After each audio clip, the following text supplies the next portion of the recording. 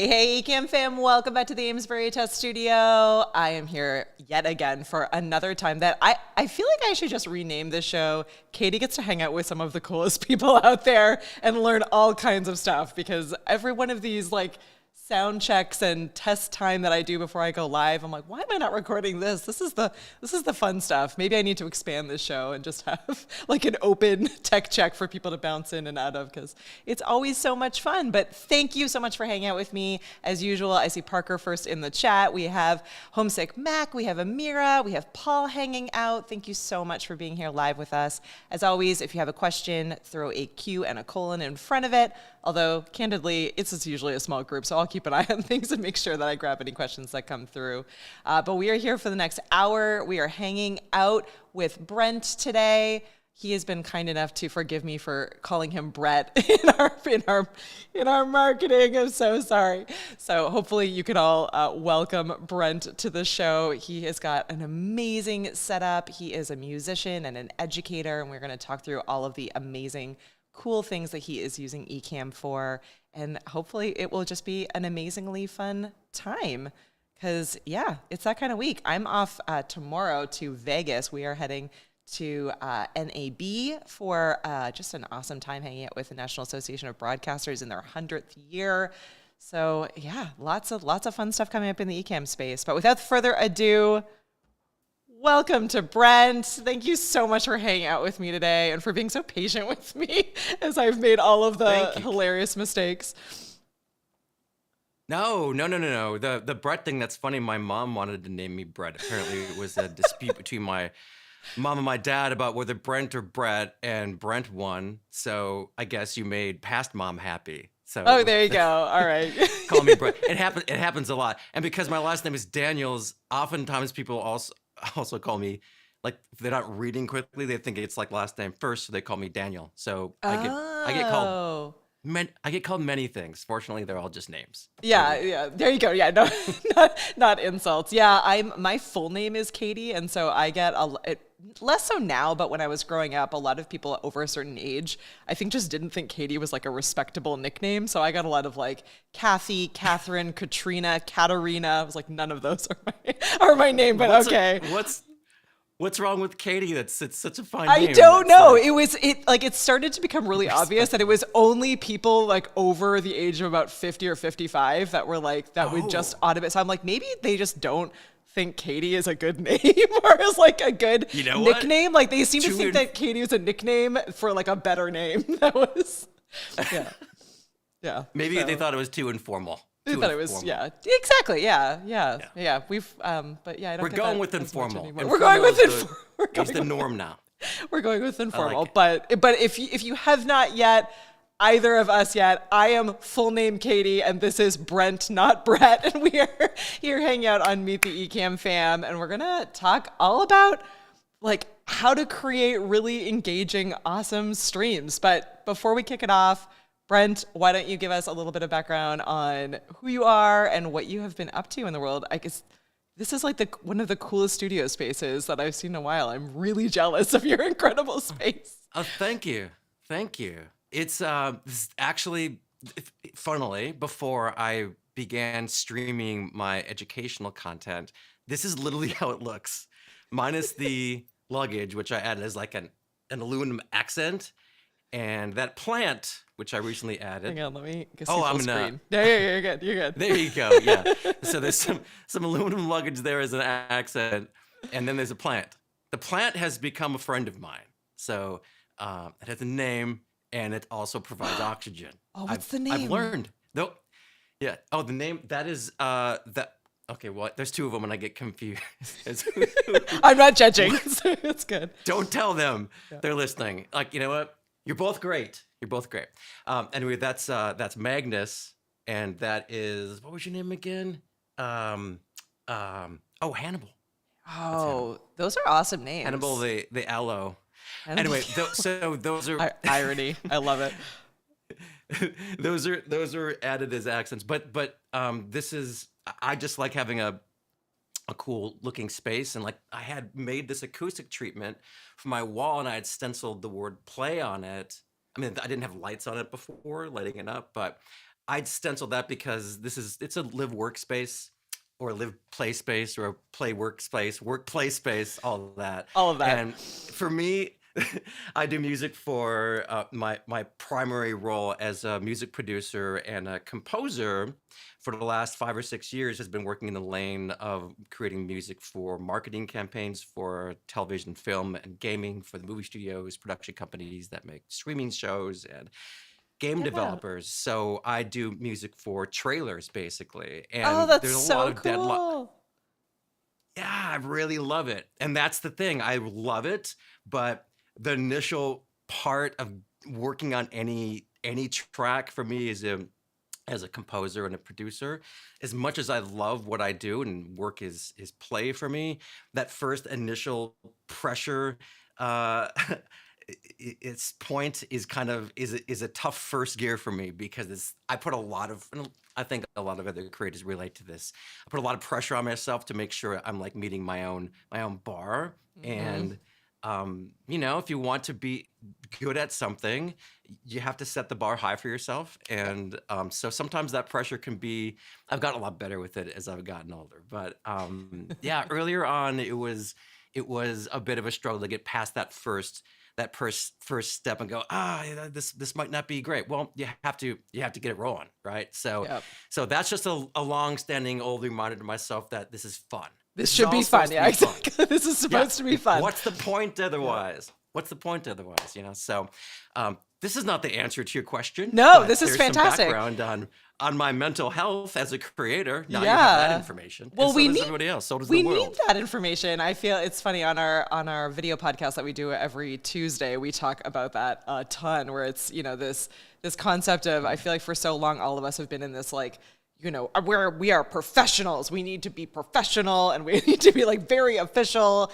especially as we think about video. And so often we forget about all of the like fun and playfulness and everything that makes us ourselves, and all of the reasons why someone would want to watch our videos or spend time with us or engage with us is really, is our personalities and what makes us different and unique. And it's okay to not always be quite so, polished and buttoned up as we think we need to be. You can set a high bar in quality without having to set a high bar in like formality and professionalism and That's a really good point. non-seriousness. Yeah. That's a great point, Katie, whose name is pretty informal sounding for a professional Yeah, broadcaster, exactly. Yeah, right? quality, but not professional. This is me over here. Well, no, you are professional. I've watched your work, and I've seen we had correspondence over email about this, and I've been following a lot of the content that Ecamm puts out on the YouTube channel, and the bar is very high. It's very impressive. That was one of the things that attracted me to it as a platform for streaming my educational content, was just looking at the different ways in which you and the other presenters on behalf of Ecamm are showing up on your channel. Yeah. So great job to Katie. Great job to Katie. Kudos for everyone. Kudos for all of our listeners. Kudos for Brent. Everyone is killing it. So yeah. So you come from this like amazing background where you're doing, trailers and really like high-end professional video content. Why live streaming, and how does education come into it? Yeah, it's very interesting. So I want to clarify that on the trailer side, I'm making the music for trailers. Yeah. So, for example, like one of the recent ones I did music for was for Luther: The Fallen Son on Netflix. If you watch Oh, that trailer, cool. I think yeah, I the have music seen in that that trailer trailer is actually. Yeah, I'll have to rewatch it. that's me. Yeah. And I did it on that MacBook Pro right there. So that's essentially my studio these days. I mean, I've got monitoring, which you can see, but basically over the last probably 10 years, like a lot of other composers, I've migrated more towards working in the box. So I'm just using a digital audio workstation on my laptop, and either just with monitors or more likely these days, specialized headphones for monitoring my mix. Mhm. But that's essentially the studio, and it's just the music and I'm working on. So I'm working with publishers that represent my music, and they take my music and distribute it to and pitch it to the trailer houses that create the trailers, working with the studios and gaming developers. So That's really the neat. I made a track. And then I gave it to my publisher, and Mhm. my publisher gave it to the trailer house. And there's a few hundred trailer houses, that make the trailers that we all watch, Yeah. and many of them are based in Los Angeles, not all of them, but and that trailer house then has a music supervisor who chooses the music from different publishers, and that there's a track that resonates with them. A trailer editor will cut the trailer to the music. That's how many of them are done, not all of them. Some of them are custom compositions made it specifically for a specific trailer for a specific campaign. But in the case of many of the trailers that my music show up in, they're just tracks that I write here on my machine, and then I give to my publisher. They give it to the trailer house cuts it, and then shows up on YouTube or Netflix. That is the process of how I'm doing it. So it's not in any way related to the video side of it. So the Mhm. trailer house is the one that's taking the footage. They're doing all the editing, the editorial work. And for me, the video side of it is something that I make my own promotional videos. I love creating visuals just as a creator. When I was young, alongside taking piano lessons, I like to draw comic books and do anything artistic. So I ended up in the music lane, but I still love doing graphic design. Yeah. I can code websites, so I made my own website, and that's Oh, just wow. something I do for fun. Again, Yeah. just play. But I really got interested in the video and video editing side of stuff just as part of an offshoot of promoting myself as an artist early on. So I had to kind of learn some of these skills. Mhm. So I had some background in using cameras and video editing and stuff, but I had no background in streaming whatsoever. So to answer your question, long answer, but I'm getting there. No, Hang no, in there. I love you're like the opposite in so many ways of so many of the folks that we talk to, because usually it's like, I had this message and I really wanted to be able to get it on, on video, and so live streaming felt like an easy fit, or, they came through during the pandemic but they don't have any kind of background in any sort of like video production, video editing, or audio, like is a huge, question to ask, where I love that all of our musicians and people that are in kind of your lane in your field are like, oh, well, we get the audio part of it. Like we're using Ecamm to help bring the video to life. Because in many ways, that's a really challenging aspect of it. Still definitely a pain point for me in learning. Yeah, and Tatiana's saying the same thing. I have so much to learn about audio, right? It's the tricky Yeah. part, like figuring out how to not get, all that doubled audio and the echo, and how to make sure that everything is carrying through, and the DAWs, like all of that is magical to me. So it's awesome that you kind of came from that level of strength. I feel like, not that that necessarily makes it easier. I'm sure there's still lots to learn, but you almost have it's a leg interesting. up from others. Just you have that background. In that sense, I did, just because I'm using DAWs and mics and stuff. So from that standpoint, it was pretty easy for me to get them running to deliver a stream of educational content, which, like a lot of your other guests, started for me during the pandemic. Yeah. Which we could talk about. But I just want to touch on something you just said there. It's interesting. That's a lot of people's experience, in my experience, that even people that are editors or video editors, or they have an interest in anything visual. There's, in so many industries that have sound as part of the content, sound is kind of always the last thing in the chain, that in terms of things that people are thinking of, Yeah. and sometimes in terms of budget, Yeah. in particular, like for film and TV. Yeah.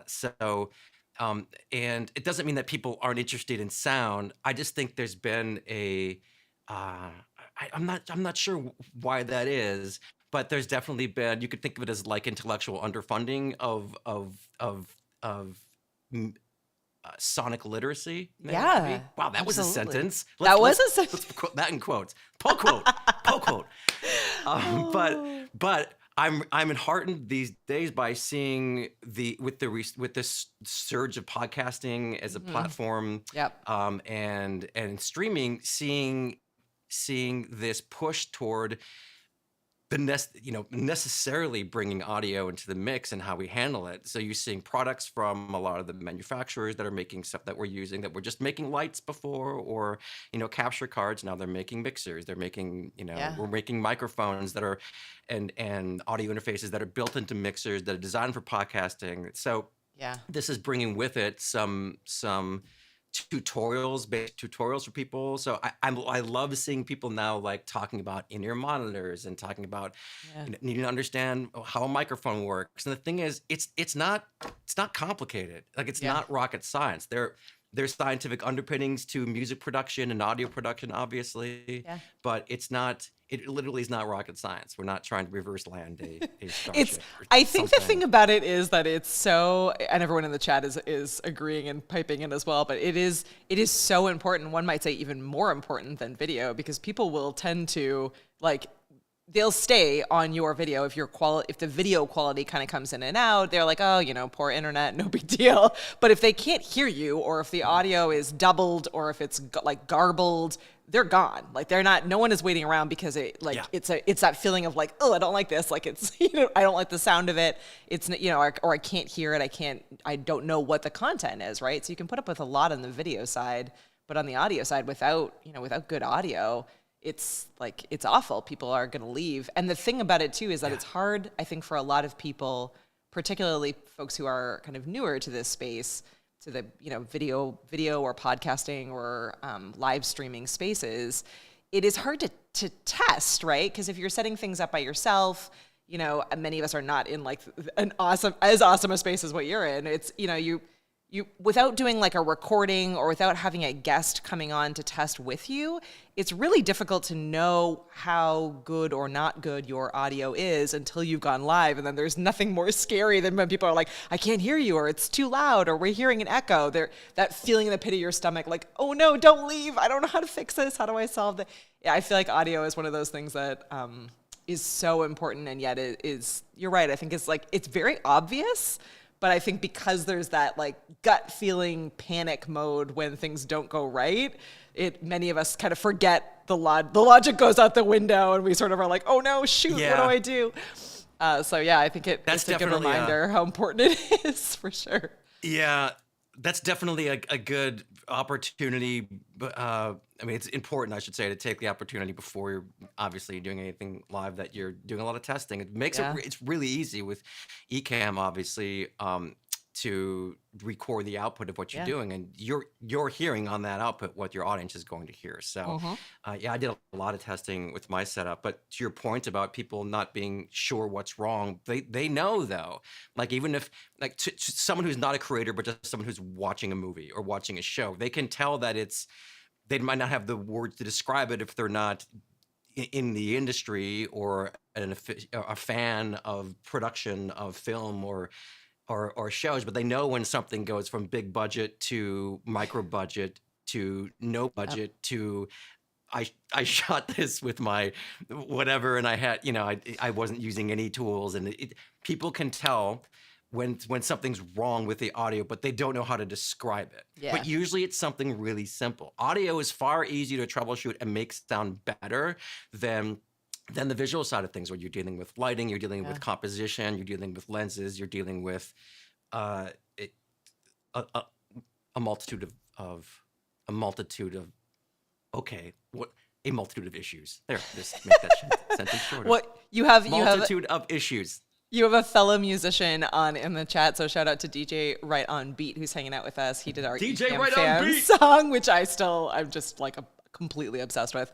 But we have some questions on your setup. So if you want to take us for a tour of it, Rob wants to know what DAW you're using, and Marty McFly, amazing username, wants to know what mic you're using. So yeah, if you don't mind walking us through, I'm just gonna shift over to you so we can take a look here. But I know you've got some awesome camera Absolutely. angles. What are all these fancy buttons and lights? What DAW? What mics? Okay. What are you rocking? Okay, so for my production work, which is going on all year long, it's a MacBook Pro running Logic Pro. That's my DAW of choice, and just a lot of plugins. Pretty much it. Some people are into Pro Tools. Some people are running Cubase, Ableton Live. Logic Pro for me, I've been using that for 20 years. So that is just for production, though. For the streaming setup, this whole thing here is let's put an overhead There we view go. here, what you can see. Yep. So this is a setup that I run for educational content for K through 8 students in schools all over the country. Oh, so cool. And Yeah, we can talk about what we're doing in that, Yeah. but what you're seeing in front of me here is kind of a hardware-based rig that I've got set up to demonstrate some of the tenets of electronic music production. Even though I'm talking a lot to students about how they can use Logic Pro or other DAWs to produce music, like I do. We'll talk about BandLab or Soundtrap or browser-based tools that students can use on Chromebooks, which a lot of schools have one-to-one in their districts. I do want to introduce them to the concept of what a hardware instrument was before it was virtualized in the box, as we say. So we're Yeah. using synthesizers, we're using drum machines, right? These are running into this Roland performance mixer, Oh, it's so as fun. is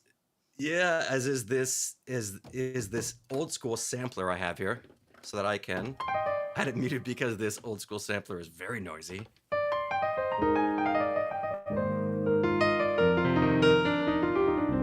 The talent is just And that's ridiculous. Amazing. yeah, oh, thank you. This is over here Stream Deck, as you can see, the big one, and then there is a this is a keyboard and mouse for a machine that is to my right. I confused myself by looking at myself on the screen. I know direction. I know direction. We're never the right way. We're Right. always like, which way? It makes a point on the camera. I want to just pause for a second because Tatiana had the question that I knew everyone would ask, and I still don't even totally understand this. But could you talk through a little bit about what a DAW is? So digital audio workstation. What is it? What is it doing for? I mean, Yeah. Well, we may need to break this interview into two I know. parts. Yeah. We're gonna have you back We every have a week. lot to talk about, everybody. We have a lot to talk. I like the questions. I haven't been looking at the questions, Katie. Thank No, you for you're reading those up. I fine. just noticed that I was. Yeah. So a digital audio workstation is a production tool for composing, producing, mixing music. It's a Yes. one-stop shop these days for recording sound. So you can be recording Metallica or the Foo Fighters, just be recording a straight-up rock band to a hard drive rather than tape, as we used to do back in the day, and just use it as a digital recording tool for that purpose. But it also includes the ability to use virtual instruments, so virtual versions of what I'm using here in front of me. Yep. And which sound exactly the same. And then we're also using effects in that basically virtualized versions of hardware effects that we used to use in the studio, compression, EQ, reverbs for creative choices or for surgical sonic choices that we're making to get a better mix. And then these DAWs also give us the ability to, many of them have very robust notation tools so that you can score a film, but you could also then print out that music if you're still using paper for your orchestra to play what you just composed. So Yeah. it's basically the modern recording studio, it's the modern production studio for audio, and it's the modern compositional tool. People still do it in other ways, but it's the thing. It's like saying, okay, we're gonna edit this film. Are you gonna use Adobe Premiere, Resolve, or Final Cut Pro X? This is the equivalent for music. Yeah, definitely. Yeah, Thank you so much for that. I feel like it comes up all the time in the was- group, and I'm sure half the people in the group are like, "What is a DAW?" It's not if relevant you're- to everyone who's streaming or who's creating videos, but it's certainly in the music industry is hugely important. So that's great to cover. For sure. And I want to tell your audience, since there seems to be interest in it, and I still have to answer Marty's 1985 question about the mic. I'm going to do that. Marty, hang on, buddy.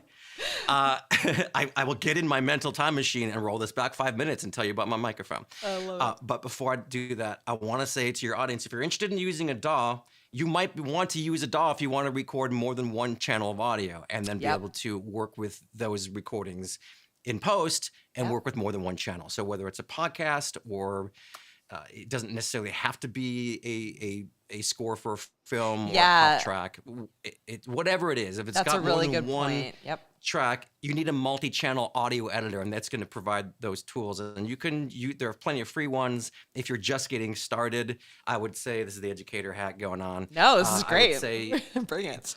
try BandLab or Soundtrap. One of them is free-ish, the other one's free. They both run in the browser, and they give you, Yeah. they're kind of sandboxed, right? I'm not saying you're a kindergartner, although you can act like a kindergartner if you want. I can put in my the audio kindergartner world. hat on for this. Yeah, for Remember? sure. Yes, Audio play. kindergartner. Katie, you're a Yep. kindergartner. We're all kindergartners. Yes. Don't ever lose that. But you can definitely use those DAWs as starters because they're gonna put you on some guardrails. So and they've got pretty good tutorials too. So you're not going to be overwhelmed with, like, if you just start with Logic Pro or Pro Tools and you open it up, you're like, what? And if you've never used one before, you'd be like, what's going on here? Yeah. Guys, help me out. So that's where I'd recommend starting with one of those browser-based ones. And then pretty quickly, I think you kind of get the idea of what to do with it because you're going to use it in the way you need to use it. You don't have to use every faculty of a piece of software. I've been using Logic for, I think, over 20 years, and it's I only use the portions of it that I need to use. So, Yeah. don't freak yourself out with it. That's super important. Yeah, figure out the important parts first, and then if you want to figure out and play around with other features, great. But nail the basics first. Absolutely. We have a lot of, or definitely a few musicians in the chat as well, so it's great. And they're reminding me too that. Yeah, you could absolutely use DAWs for things like events as well, right? So any of those like church productions or any of the like live events that you're capturing in the world of video are certainly a great use case for that as well. All right, I'm gonna swing back over to you so that you can walk through some of the other questions on your microphones and your cameras, all of these shiny buttons and cool things in the space. Blinky. So we have Marty over the head. I've got a shotgun mic. So I decided when I needed to get this system up and running for live demos and streaming that I didn't want to deal with the lavalier mic and as few cables as possible. The in-ear monitors are the one cable I'm dealing with so that I have some, if I need to run over somewhere, like in a 30-second when I'm playing a trailer for some students and I need to, like, I got to grab water. Like I always forget water. Oh, same. And so all I have to do is just unhook this, run and get some water and come back here. So as few cables as possible. So even though it's a little reverberant here, I can't completely treat it. I took the trade-off and went with an overhead shotgun mic. It's Audio Technica something. There's something technical for you. It's their bog standard popular one. Just type that into Google. Awesome. And it works great. That's running into a. Do you want to see? Okay. Yeah. Tour. So one of the things I love about Ecamm is that I was just able to get up and running really quickly with stuff that I had. That's one of the reasons. That's the initial reason I chose it. That and it was Mac only, which meant that there's a development team presumably that are Mac users. They're focused on making sure it's working properly and I've got a lot of Macs in my studio. Nothing against Windows, it's just a platform I've used for 20 years. So to me, it was kind of a no-brainer. But what made it extra amazing was that we can obviously plug in USB cameras, Canon cameras. I already had a Canon DSLR. I've since expanded that, but I wanted to get up and running quickly. So I was able to use the Canon cameras. And the other thing was, if I needed to show a student something like, say, in GarageBand, which is a free DAW, those that were wondering, on we're going to be Mac OS, so good at iPad. this after. Yeah. Dude, I wish Apple would give me an iPad for saying that, but they won't. They won't. It's fine. It's fine, Tim. Don't return my calls. It's fine. I don't know Tim Cook. I'm just kidding. Tim, you're great. Keep doing what you're doing. Put out that AR headset. I'll be looking into that. So the cool thing about Ecamm, obviously plugging in an iPad and using it as a direct camera as well. So if I need to show an audience, hey students, so you can use virtualized instruments on an iPad. So let's go over here to the keyboard section, and in the keyboard section you can see we've got a virtual synthesizer, just like the one in front of me. So I can play this. Oh, I love it. I mean, how cool is that I can just plug an iPad into Ecamm Live and now I'm like playing a synth in real time with digital audio over USB-C. Dude, Yeah. That's amazing. It is So pretty that's one of the awesome. reasons I use it. Now I'm pulling this up. Sorry about the don't get seasick, everybody. Sorry. The reason I'm pulling this up in this way was because I want to use the iPad. This is dope. So let's turn on the camera for the iPad. So now I can use this as a camera right into Ecamm Live. You knew that, everybody, right? So let's switch over to the camera on the iPad. Just using the Stream Deck, bam. And now I can show you some of the behind the scenes of the setup. So over here, okay, so this is kind of complicated. So first of all, in front of me here, there's a 48-inch OLED. And I found a big clock. That is a big clock. Big clock. So I know because We're halfway through, everyone. Reminder, halfway through. Yes. Halfway through. You best know what time it is. And so the best way I've discovered to do that is to have a big-ass clock. Okay, I said it. There you go. All right. Over here on this side, we've got a couple things going on. This is what the microphone was plugged into. I was looking for a preamp that also had a noise gate. And I'm a little off mic here, so you're hearing a little more reverb. But just roll with it, people. No, we can hear you. So this is a Behringer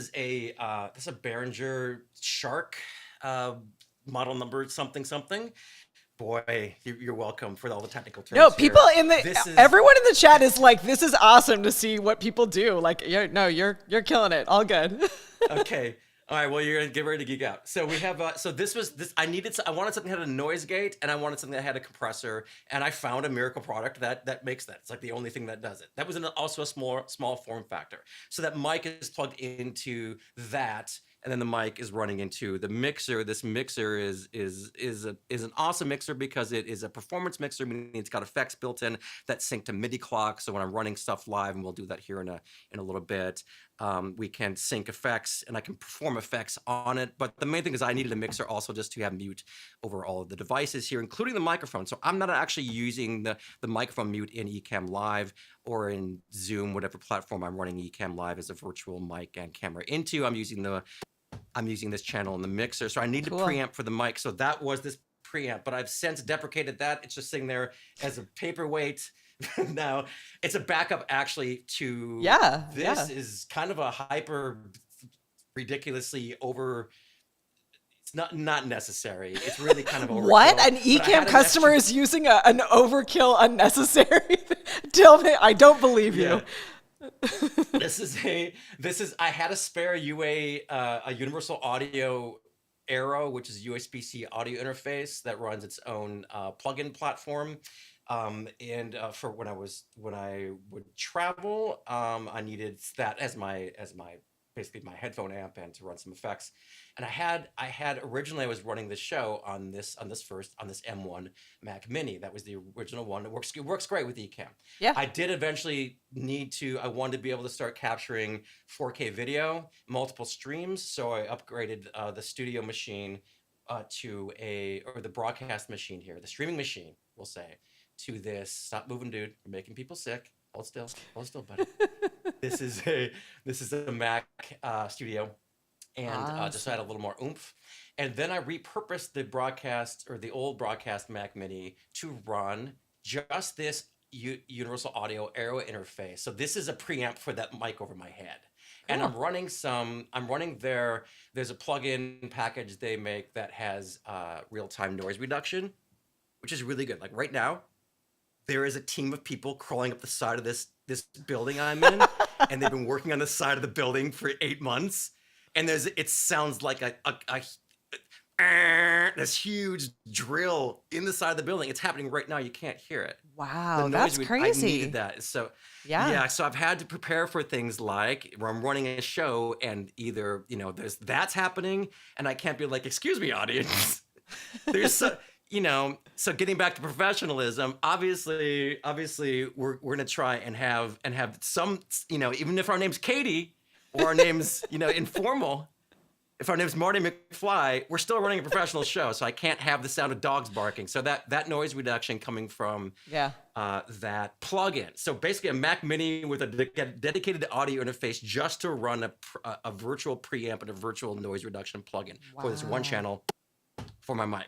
But it works great. And I still have the other preamp there as a backup because if that Mac Mini decides to anything die happens suddenly, Yep. Always have a backup. Yeah. I also have Mhm. this entire system, by the way. If you want to go to back to the other shot, Yeah, yeah. Like Katie, one sec. my friend, I have over here in the corner. I've got on the floor there. There is a UPS a battery backup that this entire rig is running on, including the cameras. The internet connection is a fiber connection that I have running on its own separate UPS as well. So if the power goes out in the New York metro area, this whole system stays up. And it actually happened once, and it stays up for 45 minutes. So I can keep streaming when the apocalypse happens just for 45 minutes, though. Okay. So getting back to the rest of this here, over on this side, there is I found a really good use for these LG monitors called the Square Up. It's Oh, these kind cool. of portrait mode monitors. It's dope for exactly this purpose. Look at our comments. You I can see the comments in the know. way Look at that they're that. designed to be viewed, and that's in portrait mode, dude. No one's gonna want to read comments in landscape view. Come on now. So yeah, the Square Up. So this is a separate monitor. This is a monitor coming off of the Don't Get Sick, off of the streaming broadcast mini or studio, Mac Studio. Mac And Studio. Love it. so, yeah, I have some of the Ecamm Live controls on the main monitor with the program, the sound levels, basically. Everything else, like switching scenes, that's all happening from the Stream Deck. I don't really even touch Ecamm when I'm using it because I'm not using any of the other functions while I'm running a show. I'm running Zoom while I'm running a show. And that's why I then have this monitor on this side, because I will flip over to an audience camera. It's kind of a cue for the student audience. So I'm like, hey, students, I need a volunteer. And I literally need to look at all the names on the screen. So it's actually helpful just for me to actually be able to see well. So I have a separate camera for this view that I switch to, and normally it says audience view, and then they're cued like, oh, he's talking to us now. So kind of a split setup for demonstrating overhead view for a main shot for talking to the audience, and then it's like, this is a show, and then on this one it's like, hey, I'm talking to you. Look, hey, Yeah, look look, at them. Yeah, Mr. this is the Marty eye McFly, contact scene. looking at you, dude. Yeah, and then if I'm running Zoom or Google Meet, because a lot of schools need to use Google Meet as their platform because they're in the Google education space, it works great. Ecamm obviously works perfectly with Meet as a virtual camera. I'm looking at the teachers' comments or the students' comments, and I can call them out by name and everything. So that's the system set up here in terms of computers. Someone asked about audio interfaces, I think, and there's multiple audio interfaces. And I'll demonstrate why using some of this stuff here. So there's a separate audio interface for the streaming machine. Then there's a separate audio interface for the preamp for the mic. And then there's another audio interface that I use for when I have a laptop in front of me, because I'm using a capture card to take the direct HDMI output of another MacBook Pro that I'll pull up for trailer workshop. So if I'm working with middle school students or high school students, and I'm doing like a career day or STEM day, kind of like guest speaker, which is how I show up at those schools, talking about careers in the music industry or the publishing or sync industry, then I will want to have a laptop in front of me so I can directly demonstrate using Logic Pro for sound design and music production and composition. And again, Ecamm works perfectly with that. It almost sounds like a commercial for Ecamm. I know. I love everyone on it the show is is. always like, and this is why I love it. It is. No, but it's neat to be able to see all the different use cases, because I feel like a lot of customers who come into Ecamm have obviously a specific reason why they're joining, right? So there's something that they're trying to accomplish, but pretty quickly it turns into one of those, well, I can also use it for my Zoom meetings, and I can also use it for recording Instagram reels or whatever else. It quickly becomes one of those tools where if you have it available and on, and you've spent the time and the money building out a really cool space, then yeah, it just becomes really easy to start recording audio and video, or showing up in any of these meetings in different ways. So I'm laughing at Paul's comment. He says he wants to be one of your students. Paul's going back to school to sign up with all the high school and middle school kids. I love it. Me too, Paul. I'm going to sit in the background. Thanks, Paul. Yeah, I get that feedback from adult teachers that are in the audiences when I'm working with the students. So I work with hundreds of schools all over the United States. I've been working with students for years. Just as I'm not I'm not an actual teacher. I'm a passionate advocate for education. Educate is a new word I just Yeah, made. I love That's a it. word. Rolling with it. No, it's not. Educate. That's educate. It's okay. We understand language mostly.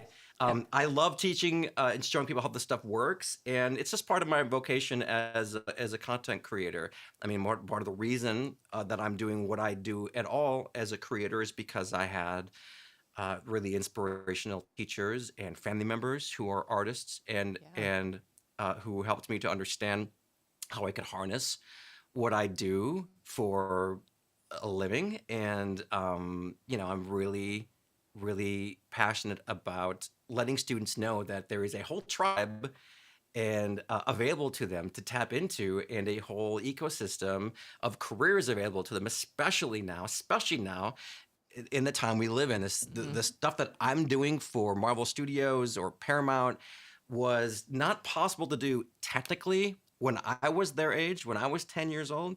And it was in a lot of the content platforms where you'd even be making music for what, a streaming service. Where was that 25 years ago? So students have access to incredibly powerful tools and a growing number of careers available to them as independent content creators. And for someone like me and anyone who's in my age set, Gen X, who came into the music business wanting to get signed to a record label or break into the industry somehow or get involved in doing music for television and film, it's always been an independent bootstrap thing. It's not a thing where you necessarily get a degree. I'm not saying education is not important. It absolutely is. How much you learn directly and how much you know directly translates to how successful one will be. But the act of getting a quote unquote job as a content creator was very much like, how do I even do this 25 years ago? Nowadays, there are actual pathways and a lot more areas where you can target. Do I want to produce a podcast? What can I do with these skills? Video editing, graphic design, prompt writing. I guess that'll be a thing for AI. But for music production, composition, so many areas that you can go into that have roles that didn't exist or were very small and kind of elite or just unknown. At least to me 25 years ago. What was a music supervisor to me 25 years ago? I didn't know, and there weren't a lot of people talking about it. It's very inside baseball. So nowadays, with the proliferation of content like ours and like platforms like YouTube, and then of course everything else like Skillshare and Masterclass and blah, blah, blah, we have a lot of opportunities for students. So that's one of the reasons I love alerting them to this stuff. I was that kid that didn't know what I was doing, and not a lot of people could help me. And that's just the way it was. It was the 90s. Who are you going to ask? I'll go to the library and look up synthesizers. And I did. But that's kind of it. Get a magazine, go to the library, hang out at a music store. All great things. But certainly there's a terminus there where it's like, now what? Do I need to know somebody? And you kind of did. I got signed to a record label. It was the start of my entry into doing music for television and film. I did a record that my label took all the music for it and licensed all that music to TV shows and to movies. And I didn't know about sync licensing or publishing. And it was only by knowing somebody who knew someone at a label that floated my tape, there's my age, floated my tape to the label that got me signed. Nowadays, you don't really need to know somebody, and the whole landscape has shifted. So do you even want to get signed to a 360 deal with a major label? I would wager no. You probably want to own your content, and you want to own your audience. And there are so many pathways now to not only building that audience, but to owning it and to thriving in that environment. And that's the world these kids are going into. At least from the content creation side, a world where they have the power to build their own audience, to monetize their content, and to create amazing things that would just freak out the Beatles of the 1960s if they had a digital audio workstation. What would they even do? Anyway, I'm overselling the point here. No, you're not. I think it's a really, really great. It's just so fun to see your passion. We have some amazing questions and feedback coming in. Tatiana says, as a college educator, I love that you're pouring into your students, Brent. Keep up the great work. I'm sure your students are inspired. I Could not agree Thank you. more. And Michael wants to know if you have any online courses or content that that he can tune into to be able to learn more. Well, Michael, how old are you? I'm looking at his photo. But yeah, no, you should. You're We not should in have you do school some right now, stuff. so unless you're on spring break, you're probably an adult. I for adults, I don't.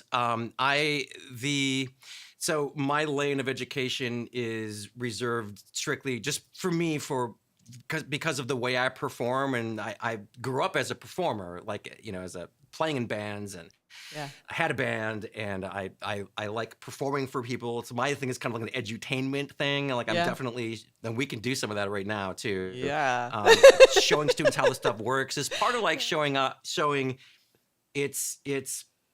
I like doing that. I'm not probably the best person for doing like tutorials for adults in music production and composition, but there are a bazillion options available for adults that would be better than me for that. I'm not underselling myself. I've spent a couple decades working with a particular age of student, which Yeah, you know your space. We only have so many hours in the day, right? So yeah, that makes sense. Yeah, and I have a full-on production schedule all year long, and the other lane of my business is I think I'm best at working with K through 12 students. The workshops that I do are not exhaustive, like you're going to run through this course and at the other end you're going to be able to use this as college credit for music theory, for example. Yeah. So I think a lot of the stuff that I'm showing, and again, I'm not underselling what I'm doing, I'm just saying if you're a STEM student or an orchestra student or a band student in 10th grade and you're interested in music production, I'm a good first stop because I can alert you to a lot of what's available to you. Get people if you excited. continue on your skills gathering journey. This is me putting skills into a bucket. What is that? And then I can definitely show you how a DAW works and give you a rundown of all the basics of music production. But you're probably better served looking at some YouTube channels that are dedicated explicitly for music production, or better yet, take a course. There are, for example, in the trailer music world, there are a lot of well-known trailer composers. I know they're well-known because trailer composition is kind of a niche of a niche. Yeah. It's not that it's not cool. It's super awesome. It's just like we're behind the scenes people. We're not getting credits in the, we don't have credits at the end of a commercial. So, I, as a trailer composer for that kind of composition that I've been doing the last 5 or 6 years, I'm not getting credited in credits, but I know the names of other trailer composers because they're in my peer group and we're all like seeing each other's placements and whatever. Yeah, for sure. Some of those trailer composers have amazing courses you can purchase from them and they're using these different LMS platforms, learning management systems, which are now also proliferating, right? So, and that's just in the trailer music land. If you want to do music production, you want to get into sync licensing, writing songs and licensing those songs to an HBO Max show, or as they've now named it, Max, what's going on there. But if you want to take any of these Max. courses, Max and I are friends. Max, man, why Discovery? Okay, anyway, you can take a dedicated course for that. Boy, I went way out of my way there to say, not me. No, I love it. And the responses are hilarious. They're like, we like edutainment. We're young at heart. Let's do some edutainment. I do. Let's, if I may, let me show you what we can do here. Yes. All right. So why do I need all these audio interfaces? Why do I have this set up here?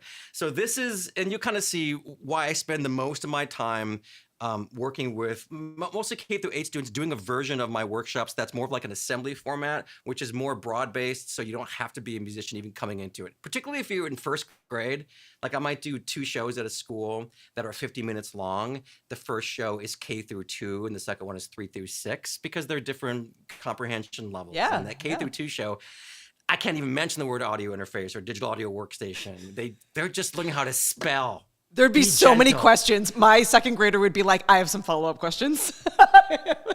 So what is that? How does it work? And they well, let's see. Some of these questions though from the second graders are, what's your favorite color? Okay, it's blue. Next. Yeah. Can I play that piano? That would be Scarlett's question. No. Can I play? Kids are hilarious. And so I tried to not reinvent the wheel. So I have this show that I've been running for the last couple of years. And that is using Ecamm as the front end with all this stuff to convey to students how the importance of their education for doing whatever they want to do, but in particular content creation, and specifically making music, especially with all the aforementioned free tools they have that they can use. So in the interest of that, we're doing some fun stuff live, which I had to design this crazy setup to get audio from Zoom or any source, whether it was like interview mode in Ecamm. You could probably do this too. Yep. But I needed to find a way to split off, and I did. I split off the audio from the streaming machine into my sampler so that I can sample audio from the audience live and then repurpose it. Oops, sorry, I hit a button. Okay, we're cool. New layout there, gotta get used to that. So we can do something like, so I got the sampler in front of me here that I can use to trigger samples. And just really quickly for the audience, a sampler is basically a computer system that we use to record audio and play it back in real time from keys. They've been around for decades. And this one is really fun to use because for students, it's a magic trick. Basically, and a lot of adults too who aren't familiar with sampling, but definitely students who are like, what's a sampler? When they see how this works, like I'm explaining how you sample stuff, their minds kind of get blown. It's really fun to see. I am the eye in the sky. So here, looking at you, I can read your mind. I'm triggering vocals that I sampled. I can read your mind.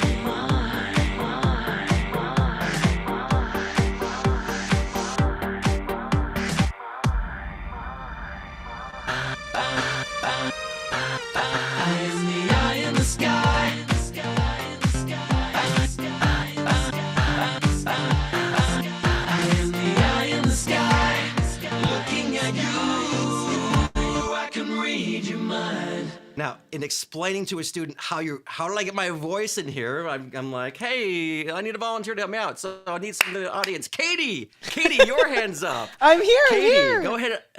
Awesome. We hear you, Katie, and we see you. So, Katie, I would love to sample your voice. Are you okay with me doing that? Absolutely. Let's sample away. Awesome.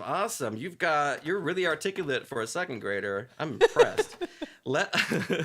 So let's do this, Katie. I'm gonna do something here in this sampler. I'm gonna get rid of a couple of my instruments, and these instruments are just collections of sound files that I've stored on a hard drive connected to the sampler. And normally you'd plug a microphone into a sampler and you could record your voice and map it to a key.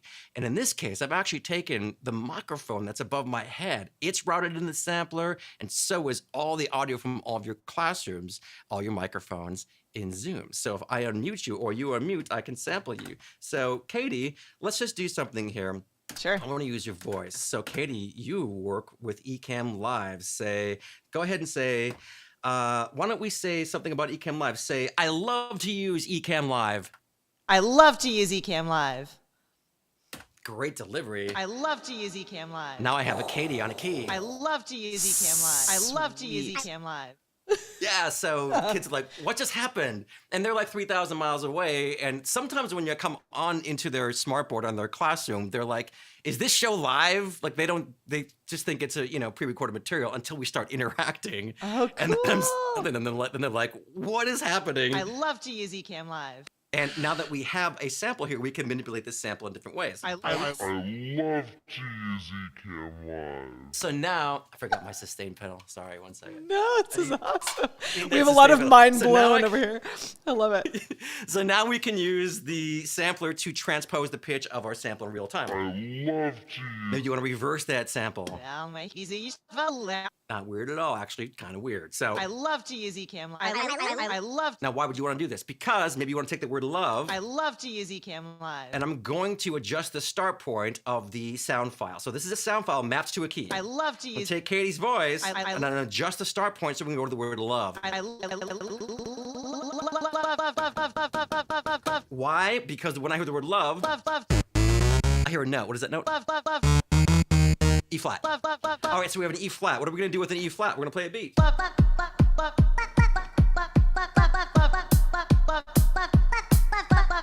So now Katie is a musical instrument.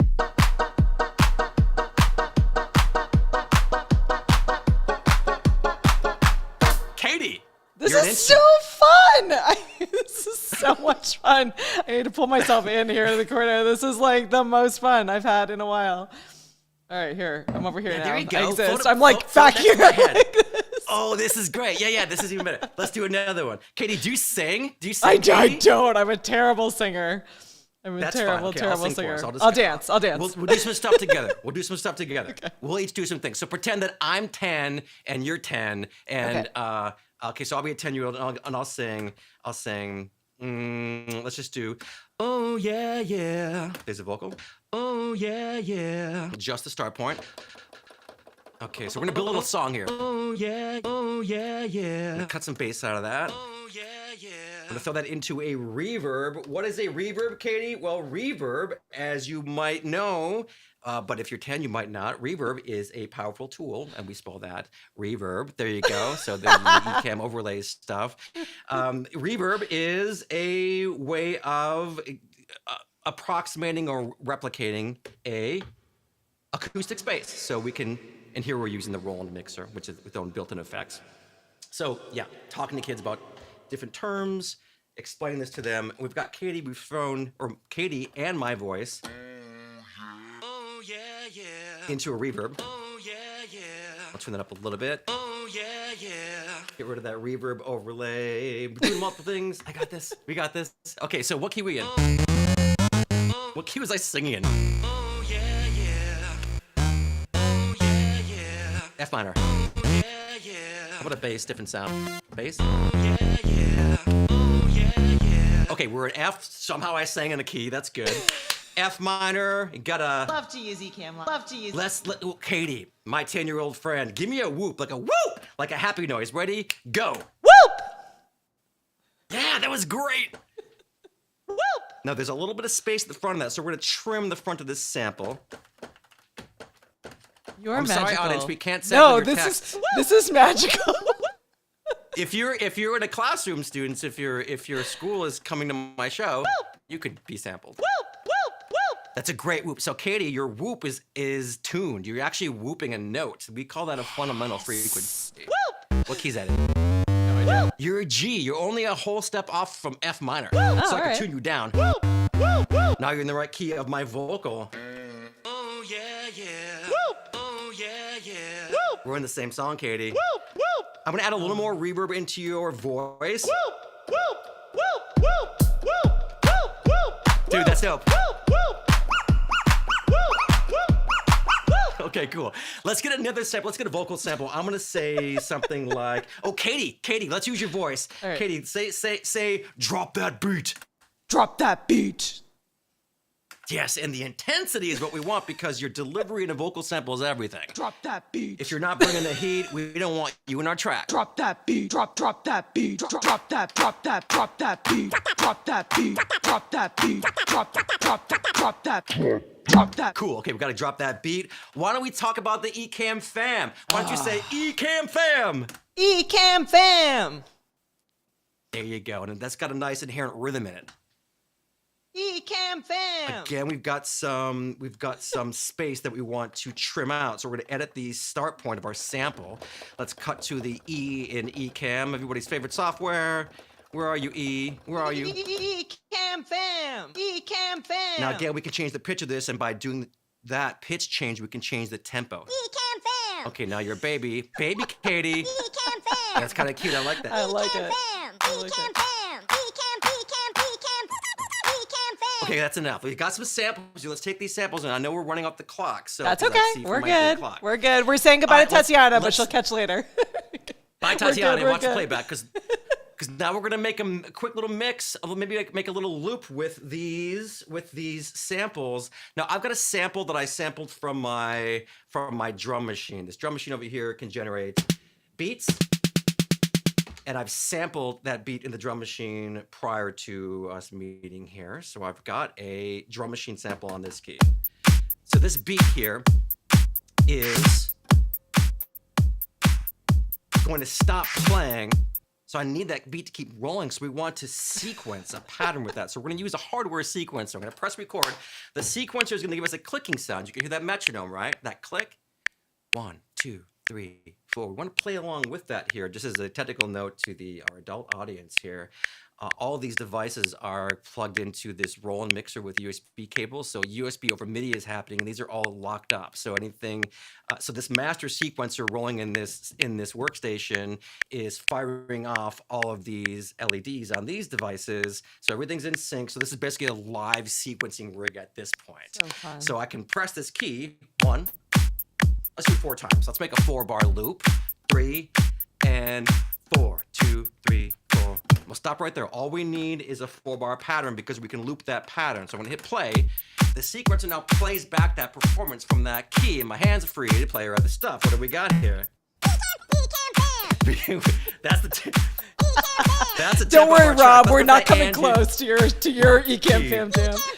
There we go. We got Ecamm Fam in bar 4. Let me take my vocal. Oh, yeah, yeah.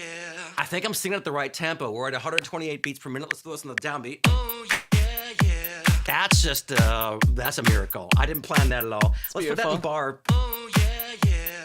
Also in bar 3. Here we go. Oh, yeah, yeah. I like that. You know what we could do for funsies? Let's hit that again. I'm going to play it again. But slightly off the beat, so we'll have what is basically an artificial vocal double. This is more than I tell a 10-year-old, but this, it'll give it some thickness. Oh, yeah. If I just offset the second performance slightly. Oh, yeah, yeah. There we go, slight phasing effect. That's dope. Oh, yeah, yeah. I like that. Cool. Okay, so now what key we're in. We're in the key of, because we figured this out earlier from our synthesizer, right? We're in the key of F. So I have a bass that I sample. Yeah, you with me, Katie? I know. I'm like, I can bass. answer that one. Yes, you can. I'm so proud of you, Katie. Thank We're you. going to now hit record. I'm going to take a bass that I sampled. Let's play a bass line along with that beat. We know what key we're in. Oh, yeah, yeah. Oh, yeah, yeah. That's working. Okay, we got a bass line. Okay, so now we have the 3 most important electronic instruments happening. We have a bass line from our synthesizer. We have a drum machine playing the loop. We got a vocal with the sampler, and we have an Ecamm Fam awesome sample from young Katie. Now, what else do we have? We have a whoop. Where's that whoop? Love to use Ecamm. Whoop, whoop, Let's tune that up a... whoop, whoop, Yeah, that's the right key, right? whoop, Yeah. whoop, How about we put it right here? whoop. There we go. That's good.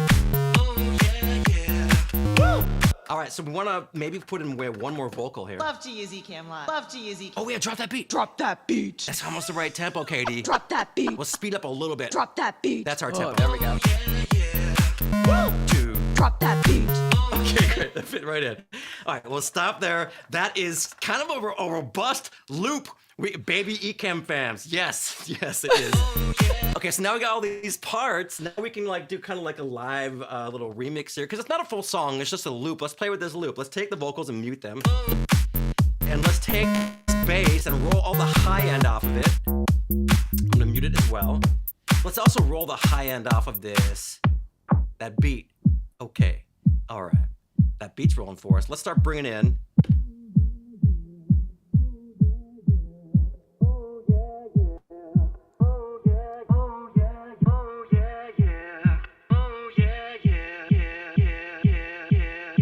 Let's add that bass.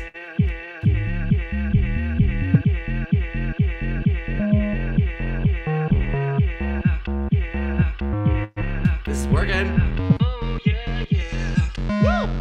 Drop that beat.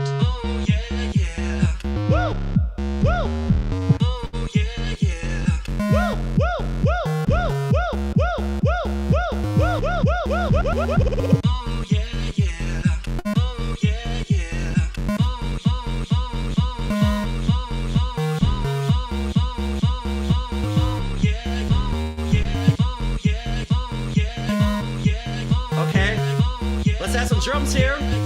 Let's try this. Keep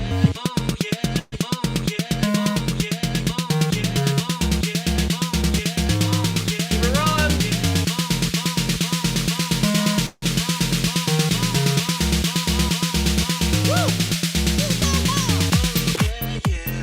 Woo!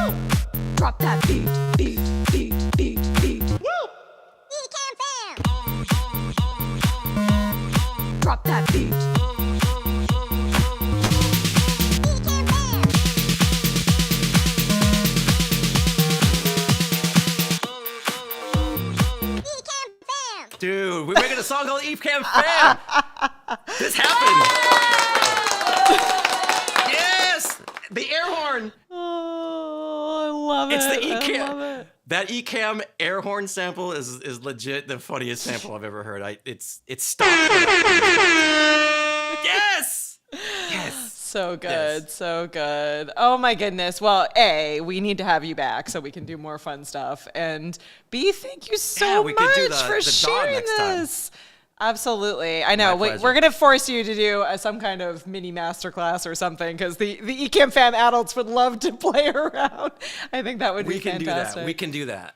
Absolutely. Oh, my This was amazing. goodness. I want to thank you for the opportunity to be in front of your audience, and I'm going to read some of the comments once we finish this up here. Thank you so much, Katie. You're a joy. I appreciate the time, and thanks everyone there at Ecamm for making a really amazing product. Not for me just to be able to demonstrate how this Just stuff for works to you. students, Yeah. but for everyone in yeah, just for me. Just Thank for you you. making this custom-made software for me. Yes, yes. Appreciate that development.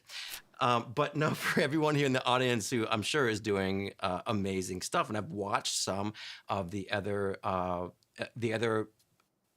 Episodes, speakers yeah. and people associated with Ecamm talking about live selling and so many amazing opportunities to build businesses and be independent content creators. I think it's absolutely amazing. So you've kicked off my whole day. Now I'm like, I want to go now, like build out a fun show with a cool intro video. I'm gonna steal your song here, throw it in. I think it'll be great. Thank you so Ecamm much. Fam, it's the theme. Fam. Exactly. I'm loving all the comments coming through. Tons of thank yous to you, and we really appreciate it. And let me swing over for a second here to remind everyone. We do have Leap Into Live Selling coming up on April 24th and 25th. It's completely free. There is no reason why you shouldn't be here to learn more about how you can jump into the world of live selling, live shopping, shoppable videos, monetization, and more. Swing on over to leapintolive.com and check out all the amazing content from all these great speakers. And final reminder, we've been talking about this a lot, but just a reminder that our first ever in-person event is coming up in October. It is here in Massachusetts, about an hour north of Boston. If you are not yet on the wait list, go over to ecamm.tv/creatorcamp. Get on that wait list. We are moving people off that list. We are capping this at 100, so don't miss it. We'd love to hang out with you in person. And if you do miss it, don't worry about it. We'll get you the next time because I'm sure that we'll do this on an annual basis. But just a reminder to everyone, and thank you so, so much to Brent and to all of the Ecamm fam for hanging out with me today. This is one of my favorite parts of the week. So hopefully we will see you again next time. No show next week. I am traveling. I'm in Vegas, but the following week we will be back again for another episode. Thank you so much. Bye, Brent. Bye, everyone. Thank you, everybody. Bye, Katie. Ecamm Fam.